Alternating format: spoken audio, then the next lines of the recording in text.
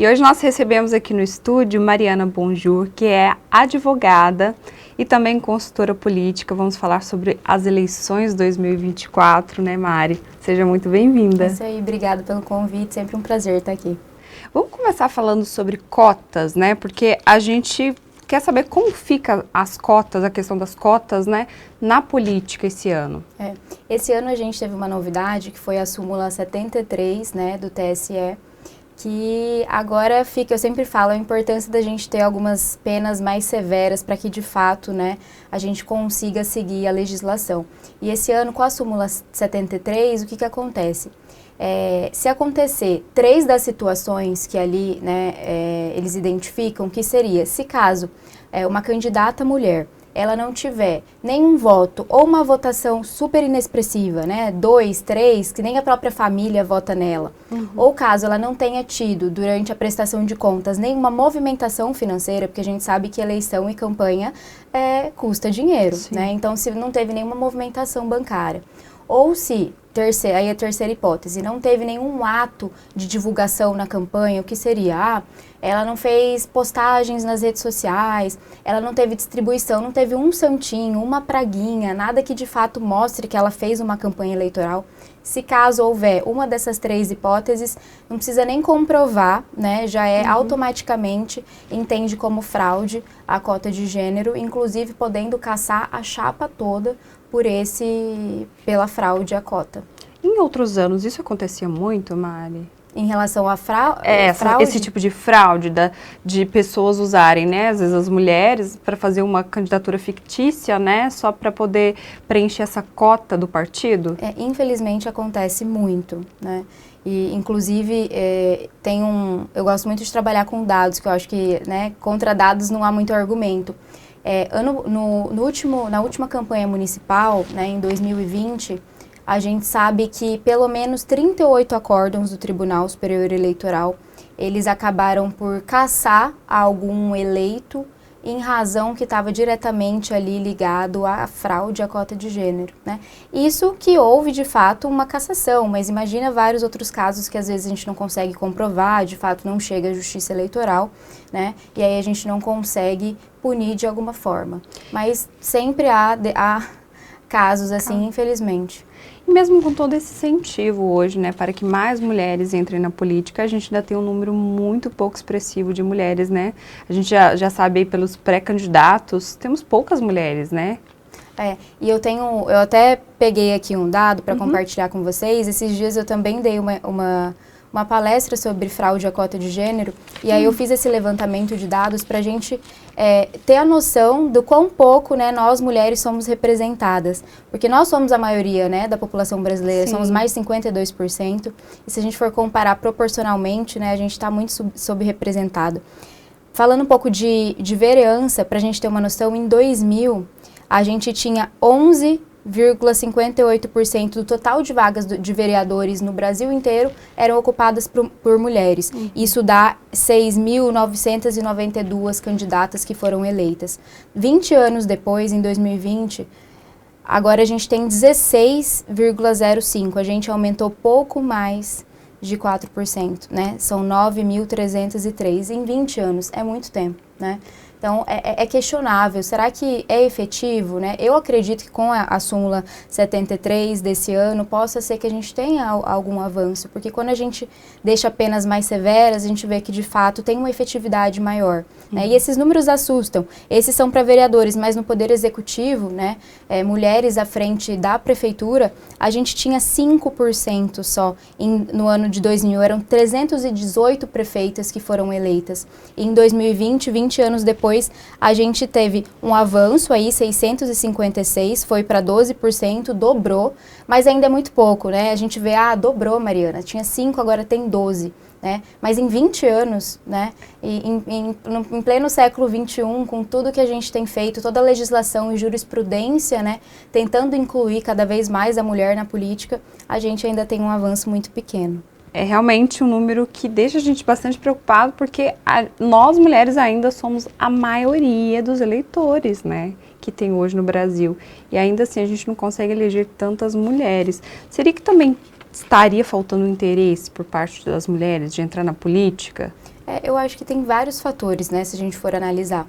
Nós mulheres, a gente tem vários afazeres. Além de trabalho, geralmente é sempre a gente cuida da casa, nós somos mães, né, em tempo integral. Então, isso acaba dificultando. A gente vê que falta um incentivo também, porque para entrar na política não é fácil, né? Então, assim, vou fazer campanha. Até na hora da campanha, quem que vai ficar com os meus filhos, né? Então, tem que ter um amparo dentro de casa, da família também. Você tem que ter uma estrutura, né, para conseguir, de fato, assim, se envolver. Porque a política, você está 100%, né? 24 horas. Quem está na política não consegue ali, né, sair um pouquinho. Né? Então, isso faz... E aí, a gente tem que estar disposta a alguma coisa... disposta a fazer parte disso, né? Então, eu acho que ainda faltam vários, assim, incentivos, auxílios em determinadas situações, para que, de fato, a mulher consiga estar ali focada, né? Porque a gente tem aí trabalho duplo, né? Muitas vezes. Sim, o homem muitas vezes também ele não quer perder, né? Porque quando a mulher entra na política, ela vai se dedicar, o homem acaba assumindo ali a responsabilidade da casa, meio que invertem os papéis, né? E o homem, às vezes, para ele, pensar que a mulher está numa posição de poder, porque ainda vivemos uma sociedade machista, né? Infelizmente, que existem esses problemas, né? Que a gente fala, a gente está lutando, a gente está conquistando, mas ainda existem essas questões e às vezes, muitas vezes, eu imagino que seja também por isso, né? O homem não quer perder aquele espaço, né, de poder, não quer deixar que a mulher saia e não quer ficar em casa, né? Porque alguém vai ter que assumir ali, né? Exato. É uma questão cultural, né? E eu falo que, assim, a cultura, muitas vezes, ela não avança junto com a jurisprudência. A gente tem jurisprudência e legislação, né? A gente está cada vez tendo uma legislação mais voltada e olhada para o incentivo à mulher, né, na política. Temos aí a jurisprudência, como o próprio citei, né, a súmula 73 desse ano, mas é difícil mudar algo cultural que vem, assim, há décadas, né, há séculos, que a gente sempre foi, né, a gente não podia nem trabalhar, né, a gente não tinha direito a voto. São conquistas, né, que vêm ao longo do tempo, mas são pequenas conquistas, né? A gente anda muito devagar, perto do que seria possível a gente estar avançando, né? Mas é uma questão cultural e a gente precisa quebrar alguns paradigmas para que de fato isso aconteça. Também não basta só o incentivo por parte da legislação, são 30% de cotas, também 30% da destinação dos recursos, né, eleitorais para as mulheres, mas se não houver uma mudança e um incentivo também educacional para colocar mesmo na cabeça das pessoas, né? A importância da gente também, nós mulheres, sermos representadas. Sabe o que eu sempre questiono? Sempre pergunto, você como mulher vota em uma mulher?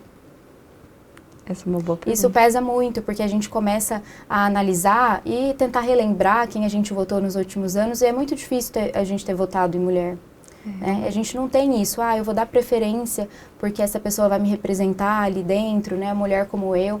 A gente não pensa assim, infelizmente.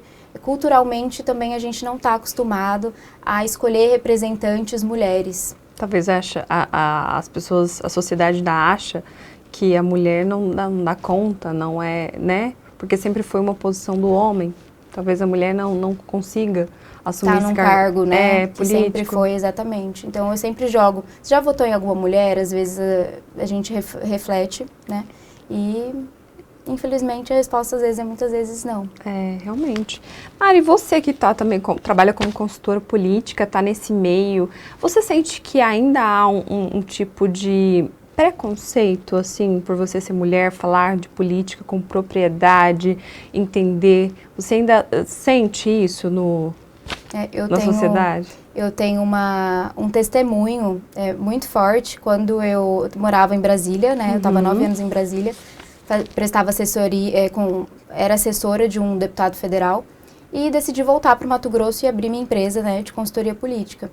Logo no meu primeiro mês aqui em Cuiabá, um colega de profissão, né, me chamou para tomar um café e falando, não, vamos fazer projeto juntos e tudo. E aí eu tive a surpresa de que na conversa ele falou, se eu fosse você, eu ficava só na advocacia. Aqui no Mato Grosso você não vai ter sucesso por ser mulher. Aqui nós somos um estado machista e você não vai conseguir se sustentar vindo da política. Então, assim, isso me quebrou, né? Meu primeiro mês em Cuiabá eu já recebo, né, uma conversa desse tipo. E eu, por meses, eu me questionei se isso daria certo, né? A gente, assim, a gente deixa de acreditar muitas vezes na gente, se nós somos capazes, de fato. Mas eu falei, é isso que eu gosto de fazer, eu sou apaixonada por política, por comunicação política. Muitas pessoas me perguntam, Mariana, você tem a vontade de se candidatar alguma vez? Não, eu sou dos bastidores. Eu falo, nunca é muito forte, né? Mas não tenho nenhuma vontade, a questão é trabalhar ali mesmo como consultoria. Isso me deu uma quebrada, mas eu falei, não, é isso que eu gosto, é isso que eu quero, é isso que eu sei fazer antes de tudo. E eu vou dar a cara a tapa, né? Não sei, nem sei fazer outra coisa da vida. E aí fui abrindo a empresa, né, tentando aí abrir portas, conhecer pessoas, né, criar oportunidades e deu muito certo. Hoje eu não sinto que tenha tanto esse preconceito por eu ser mulher. Eu acho que eu estou conseguindo, mas é muita construção também, né? A gente conseguir mostrar o trabalho antes das pessoas conhecerem, eu acho que rola, né? Um certo preconceito, elas questionam, mas é você também saber mostrar o seu espaço, mostrar essa competência, passar essa credibilidade, né? Eu acho que também não é do dia para a noite. Assim como um homem também iria ter que construir aí a sua carreira aos poucos. Mas eu senti isso no começo, mas hoje eu confesso que eu tô vendo que as coisas estão funcionando. Ai, que bom, né? Vamos falar sobre a inteligência artificial. É um assunto que está muito em alta, né? É o do momento, na verdade. A inteligência artificial tem ganhado espaço cada vez mais e tem se falado muito sobre o uso da inteligência artificial na política, né? Como as pessoas podem, né, os pré-candidatos podem usar essa ferramenta, que é muito importante, também muito bacana, mas de uma maneira que não se prejudique, Mari. É o assunto do momento porque vai ser a nossa primeira eleição, de fato, com o uso da inteligência artificial. E tudo que é novidade gera essa preocupação, né? E tá todo mundo atento ali o que vai acontecer, o próprio Tribunal Eleitoral, né, vendo que querendo ou não, pode até aumentar a disseminação de fake news através da criação, né, de conteúdos com a inteligência artificial. Então é algo, sim, que a gente se preocupa, mas também tem que olhar para o lado positivo. É algo que também agrega e auxilia muito. Eu, inclusive, recomendo para pessoas que não têm, às vezes, uma condição financeira muito alta, não tem equipe, não tem, por exemplo, um jornalista dentro da campanha, da pré-campanha, não consegue escrever um texto, né? Eu acho que o ChatGPT, por exemplo, pode auxiliar e muito, né? Às vezes você tem que só dar o direcionamento certo, às vezes depois dar o seu jeitinho ali para você falar com as suas palavras, mas auxilia muito a ter um texto coeso, né? Um texto com uma gramática correta para quem tem dificuldade. Eu acho que ajuda muito nas ideias também, quem está travado em criatividade, consegue auxiliar. Então eu sempre incentivo o uso, principalmente para quem não tem equipe, né? Eu acho que não substitui o humano, mas para quem não tem, né, condição de ter uma equipe, eu acho que auxilia e muito. O que a gente tem que tomar cuidado, aí os pré-candidatos e depois os candidatos, é com o uso das deepfakes, né, que as deepfakes que